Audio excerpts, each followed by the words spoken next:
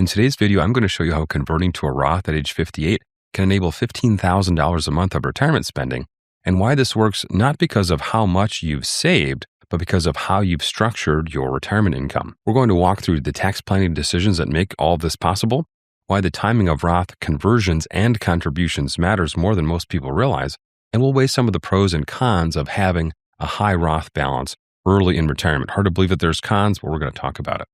If you're new to the channel, my name is Ben. I've been a financial advisor for about 20 years, and I'm here to help make your retirement even better. So there's a short window in retirement planning that's really incredibly valuable, and it can be kind of easy to overlook. It usually shows up right after you stop working or if you significantly reduce your earned income, but before Social Security starts and long before RMDs start, required minimum distributions. So during this window, earned income is low or it's gone altogether. Social Security has not quite yet started, either because it's not available yet, like in this example, or you've decided to defer your benefits for other reasons. RMDs are years away, often starting in your mid-70s. We're talking about late 50s in this scenario.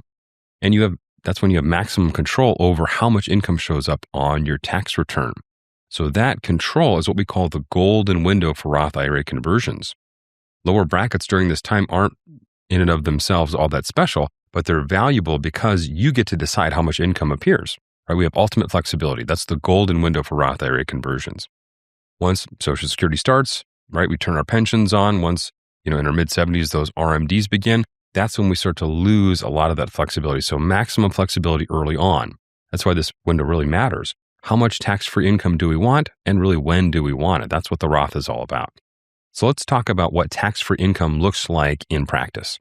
So if you want to spend $15,000 a month, that's $180,000 a year of total spending, right? If that income comes from a Roth, it's really straightforward. You withdraw $180,000, you spend $180,000, right? No income tax, no impacts to your Medicare premiums, no stealth tax, no, gray areas. Very clean, very predictable. In fact, I don't think it could be more straightforward than that. $180,000 in, $180,000 out. Now compare that to taking that same spending from a traditional IRA. I ran this through my tax software.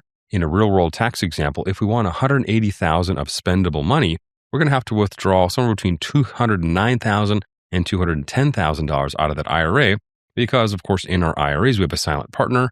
That is the tax man, whether that's traditional IRA or 401k, what have you, right? Uncle Sugar is baked into all of those numbers. So $180,000, same lifestyle, same net income, but really more pressure on the portfolio because we have those deferred taxes baked in. This is why converting earlier matters. Because once a meaningful amount of your spending is coming from your Roth every month, $15,000 a month stops being a tax problem and really becomes more of a cash flow decision. Now, an important note of clarification, when people see Roth versus IRA comparison, usually the next logical thought is, well, I want to convert everything I have to Roth. I want $0 left in my tax deferred accounts. And I want to encourage you to not have that be your primary goal, right? The tax code has changed dramatically over the last generation. And the tax code is extremely generous at lower incomes, right? We've got very wide brackets at the bottom. We've got a supersized standard deduction. I think that doubled back in 2017. We have an even larger standard deduction once you hit 65. And in addition to that, we have the new senior bonus deduction at 65, which can be up to $6,000 per person, if we're married. So many retirees can intentionally take IRA income, meaning we don't convert our entire deferred IRAs. We keep some in the IRA, and then as we take that out with our Roth dollars, we can pay very little or sometimes no federal income tax at all. So in practice, the most efficient plans usually involve some type of a blend of Roth dollars for flexibility, tax deferred dollars so that we can fill those low tax brackets and take advantage of very historically low tax rates, especially for lower income, and then often a brokerage account that gives us even more flexibility with capital gains, netting out gains and losses, tax loss harvesting, tax gain harvesting, really a lot of flexibility in the brokerage accounts as well. So one more important note that I should talk about if we're talking about tax-free income, if you have a large Roth IRA, if you want a large Roth IRA, and if you're also under 65 and using health insurance purchased through the exchange, living entirely, off your Roth income can actually create a totally separate problem because zero taxable income can push someone towards Medicaid instead of traditional ACA plan with subsidies while we wait for Medicare. So Medicaid, that may or may not be ideal for you, just something to be aware of. And that's why Roth is such a powerful tool, but it's still just one tool as part of your broader plan. The real advantage here has nothing to do with earning more money, earning more return, or investing better. It's about when you pay your tax. And in fact, the biggest advantage that I feel we have over the IRS is that the IRS just looks at your income each year individually, 1 year at a time. Well, once we're retired and we have control over our income, especially during that golden window of Roth conversions that I mentioned earlier, well, we get to decide how much taxes we pay over multiple decades. And of course, we're going to pick, the option where we pay the least amount in taxes and pay taxes when they're most advantageous and pay less taxes when they're just not as advantageous. All perfectly legal. It's just tax arbitrage, right? I'm going to voluntarily pay more taxes now because I think it's going to allow me to pay significantly less taxes later. Now, another tax mistake many people make is they're contributing to a Roth IRA or Roth 401k right before retirement, especially if they are in their peak earning years right before they retire, right? Income is high, thus tax rates are high.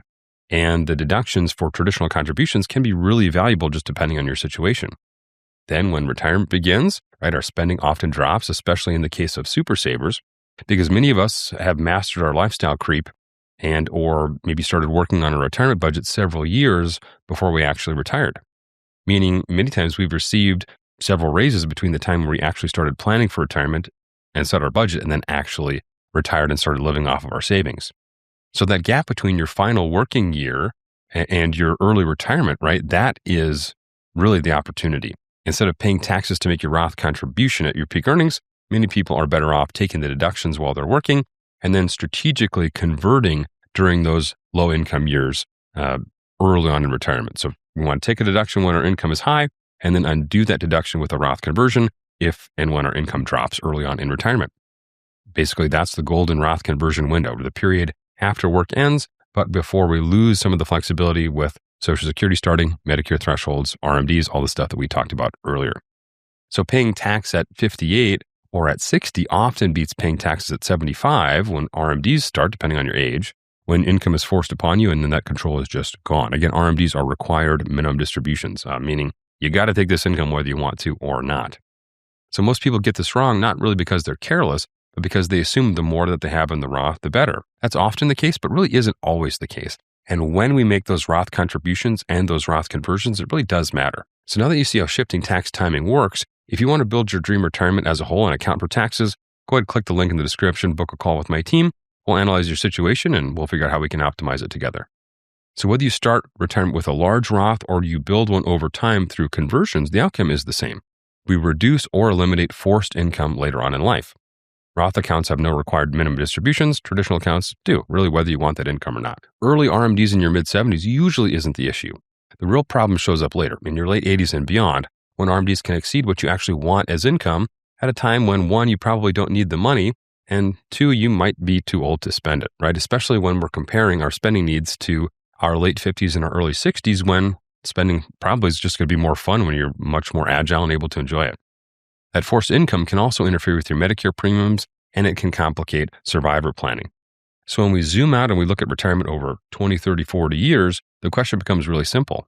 What's the least amount of taxes that we can legally pay over a lifetime? And that's what we should go do.